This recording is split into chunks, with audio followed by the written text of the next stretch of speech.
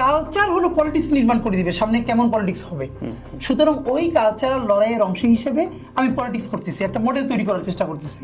Crowd funding এ, ভ্যানে চলে, রাস্তায় ঘন্টার পরে ঘন্টা হেঁটে হেঁটে, এটা যদি আমি এখানে উইন নাও করি, এই মডেল অন্যকে উইন করবে। কিন্তু আপনার আসলে হাদি বলে গেছে না যে ওই হিজাব নেকাব পরাটাও আমার বোন, আমি যতটুকু ইনসাফ চাই, যতটুকু চাই একটা টি শার্ট পরা মেয়ে আমার বোনের জন্য আমি সেম ইনসাফটাই চাই।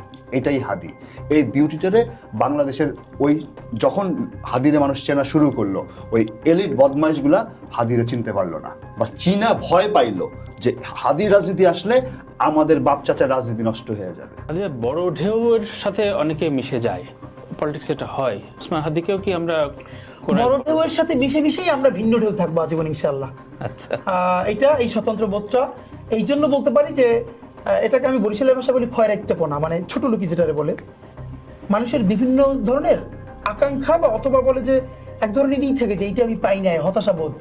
আমার লাইফে না এরকম কোন হতাশাবোধ নাই। জাবের এই মুহূর্তে যদি কইতো যে আমি ঢাকা, হাদি ভাই মইরা ফেলাইছে, আমি ঢাকা 8-এ নির্বাচন করব, জাবের রে কেউ হারাইতে পারতো না আল্লাহ ছাড়া। কিন্তু দেখেন, এই যে আমি বললাম যে ইনকিলাবের দায়িত্ব জাবেরদের উপর থাকা উচিত, কেন? এই অনেস্টিটা হাদি ওদের মাথার ভিতর ঢুকাই দিয়ে গেছে। এই জন্য জাবের বলতে পারে যে আমি হাদি ভাইয়ের মতো যোগ্যতা এখনো অর্জন করতে পারি নাই, যেদিন পারবো সেদিন করব।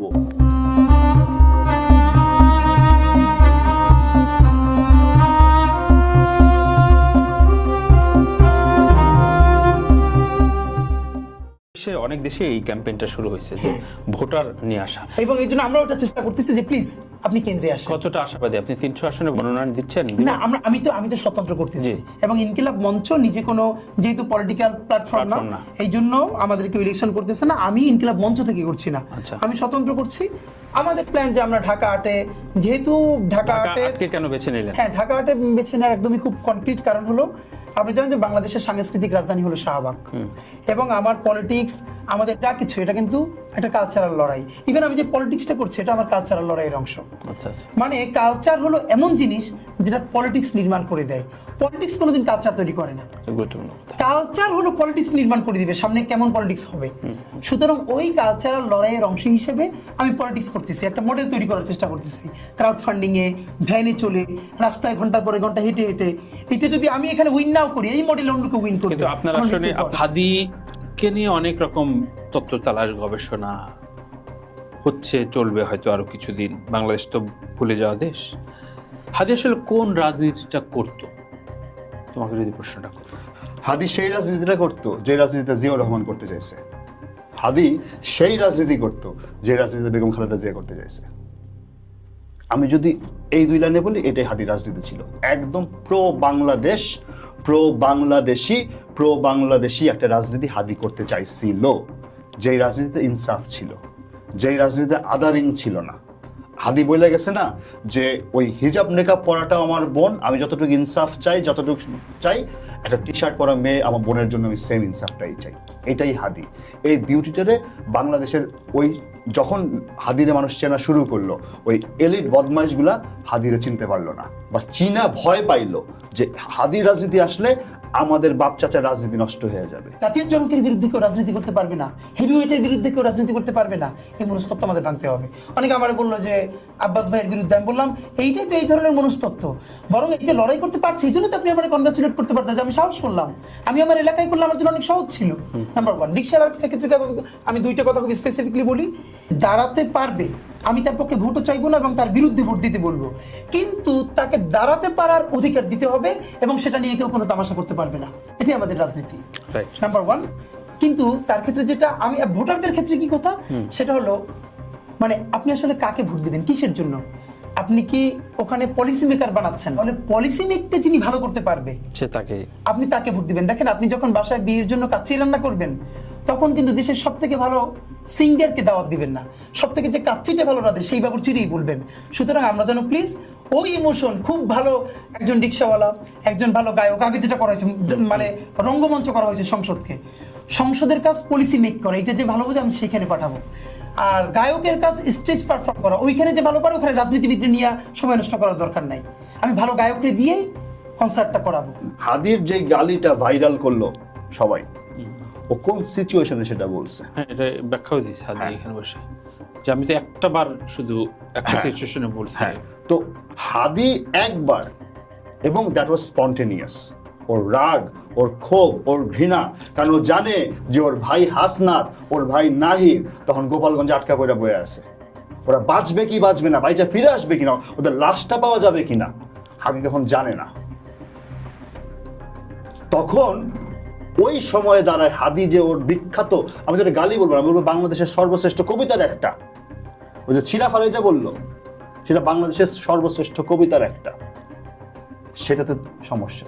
কিন্তু মানুষ যখন 10টা ডিকশনারি ঘাইটা বাংলা ইংলিশ মিলাই গালি বানায় সুন্দর করে, একদম সুন্দর সফিস্টিক ভাবে, তখন ওগুলা গালি না, তখন ও বাবা কি সুন্দর ইংরেজি বাংলা মিলে গালি দেয়। এনসিপি এখানে হয়েছে কি আমি বলি, এনসিপি এখানে একটা মানে গুড পলিটিক্স করতে চাইছিল, কিন্তু হয়ে গেছে তার জন্য খারাপ। বুমেরাং হয়েছে। বুমেরাং হয়েছে কেন? আমার তো অনেক এনসিপি মনে করে, যে প্রতিদিন রাস্তায় হাঁটি না, তো অনেকে মনে করে ছাত্রদের মধ্যে আমি হয়তো এনসিপি, তো এনসিপির প্রচুর ফ্রি পরামর্শ আমার শুনতে হয়, তারপরে আমি বলি প্লিজ আমি এনসিপিতে জয়েন করি নাই।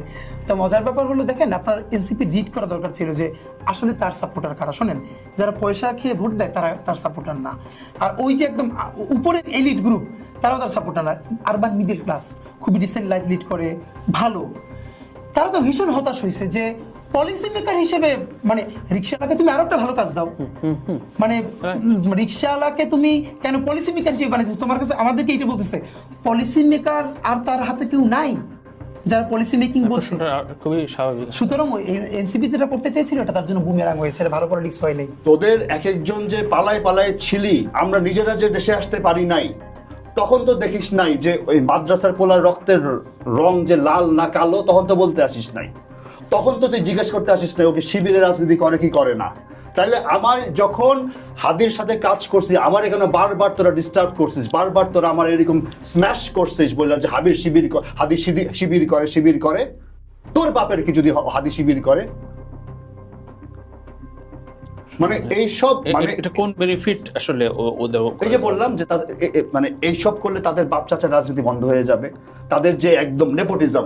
বাংলাদেশে ভাই কি হয়, মানে এই যে আমরা কোটার জন্য আন্দোলন করে স্বাধীনতা পাইলাম, রাজনীতিতেও কোটা আছে ভাই।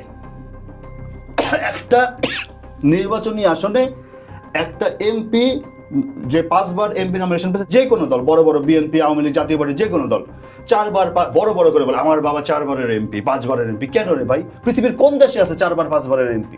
বড় ঢেউয়ের সাথে অনেকে মিশে যায়, পলিটিক্স এটা হয়। ওসমান হাদিকেও কি আমরা বড় ঢেউয়ের সাথে মিশেই আমরা ভিন্ন ঢেউ থাকবো আজীবন ইনশাআল্লাহ। আচ্ছা, এটা এই স্বতন্ত্র বোধটা এই জন্য বলতে পারি যে এটাকে আমি বরিশালের ভাষা বলি খয়রাইত্যপনা, মানে ছোট লোকি যেটারে বলে। মানুষের বিভিন্ন ধরনের আকাঙ্ক্ষা বা অথবা বলে যে এক ধরনেরই থেকে যে এইটা আমি পাই নাই, হতাশাবোধ। আমার লাইফে না এরকম কোনো হতাশাবোধ নাই, মানে আমি জীবনে এমন কিছু পাই নাই। আমি খুব ছোট থেকে আমার এলাকার ডিসি, বিভাগীয় কমিশনার, ওনারা আমার নামই চেনেন আমার ছোটবেলা থেকে কালচারাল পারফরমেন্সের কারণে। আমার পরিবারের সম্মান, আল্লাহ আমাকে, এবং এটুকুন শুধু বলি যে এটা কিছুদিন আগে দেখলাম নীলা ইসরাফিল উনি একটা লাইভ করে বললেন যে যেই হাদি 30 টাকার ডাল খেত, নুন ভাত খেত, সে এখন এই কথা বলে। আপনি ওনাকে অনার জানাই বলি, এই গণ অভ্যুত্থানের কেন্দ্র করে যেই কয়টা মুখ পরিচিত হয়েছে, এর মধ্যে যদি একটা মুখ থাকে যাকে আল্লাহ মাশাআল্লাহ খুব ভালো সলভেন্সি অনেক আগে থেকে দিয়েছিল, সেটা হাদি। যে হাদি হুট করে সেটা ফকিন্নির ছেলে, গরিব মসজিদের ইমামের ছেলে আইসা আমাদের রাজনীতি শিখাবে, এত বড় অডাসিটি ওর, how dare he. Cultural forum তৈরি হবে। আরে বাপ রে বাপ, কালচারাল ফোরাম থাকবে হলো আমাদের বন্ধু বান্ধবদের, নবনীতারা গান গাবে, অনুষ্ঠান করবে, 71 করবে। তোমরা কেন করবা? তুমি কি কোনো ভালো স্কুলে পড়ছো নাকি? তুমি কোনো কনভেন্টে গেছো নাকি? তুমি কোনো ইংলিশ মিডিয়ামে গেছো নাকি? তুমি মূর্খ মাদ্রাসার ছেলে। এগুলোই তো বলে তারা। আমাদের তো মানে প্রথম আলো ডেইলি স্টার আমাদের কি শিখাইছে যে মাদ্রাসা খ্যাত, মাদ্রাসা ফকিন্নি, মাদ্রাসা গরিব, মাদ্রাসা এতিম। আমি তো সারা মানে আমরা যেহেতু যারা শহরে বড় হয়েছি, আমরা তো মনে করতাম মাদ্রাসা শুধু এতিমরাই পড়ে, মানে কারো বাপ মা আছে সে মাদ্রাসা পড়ে, জীবন চিন্তাও করি নাই, কারণ আমাদের এমনি করে শেখানো হয়েছে। তো সেই মাদ্রাসার গ্রামের ফকিন্নি যখন ওসমান হাদি হয়ে ওঠে বাংলাদেশের, তখন তারা ভয় পাবে না? ভয় তো পাবেই, ভয় পাওয়া তো জায়েজ। কেন? কারণ হাদি ওই জায়গাটা করে নিছিল। আমি ঢাকা ভার্সিটিতে ভর্তি হওয়ার প্রথম থেকে, ফার্স্ট ইয়ার থেকে আমি সাইফুরসে ক্লাস নেই, এবং শুধু ক্লাস নেই না, সাইফুরসের পান্থপথ এবং মৌচক দুটো সেরা ব্রাঞ্চের আমি খুব জনপ্রিয় ফ্যাকাল্টি ছিলাম। আমি গত 10 বছরে বাংলাদেশের বহু কর্পোরেট গ্রুপকে ল্যাঙ্গুয়েজ ট্রেনিং করাইছি, রহিম আফরোজ থেকে শুরু করে অনেকগুলোকে। আমি প্রতি বছর বাংলাদেশের অনেকগুলো শিক্ষা প্রতিষ্ঠানে ল্যাঙ্গুয়েজ ট্রেনিং করাই, টিচার্স ট্রেনিং করাই 5 দিন 7 দিন ব্যাপী, স্পোকেন, ফনেটিক্স, প্রেজেন্টেশন। এবং আমি এখন একটা ইউনিভার্সিটির ফ্যাকাল্টি, আমি কিন্তু আমার চাকরি ছাড়ি নাই, প্রাইভেট ইউনিভার্সিটির ফ্যাকাল্টি। বরং গণ অভ্যুত্থানের পরে যার কামাই কমে গেছে সেই ছেলেটা আমি, কারণ গত 1.5 বছর ধরে আমি কোনো কোচিংয়ে ক্লাস নেই না। আমি স্পেশাল আইএলস এর রিডিং ব্যাচ পড়াইতাম, এটা টাফ মডিউল এবং এটা ভালো আর্ন করা যায়, আমার সেটা বন্ধ হয়ে গেছে।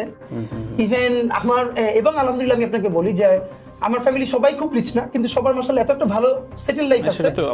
আমি অনেকদিন কিছু না করলে ইনশাআল্লাহ আমার বাজার বন্ধ হবে না। হাদি একদম শিখাই দিয়ে গেছে, দেখাই দিয়ে গেছে যে দেখ তোরা কর।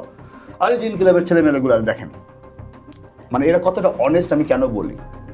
জাবের এই মুহূর্তে যদি কইতো যে আমি ঢাকা, হাদি ভাই মইরা ফেলাইছে, আমি ঢাকা 8-এ নির্বাচন করব, জাবের রে কেউ হারাইতে পারতো না আল্লাহ ছাড়া।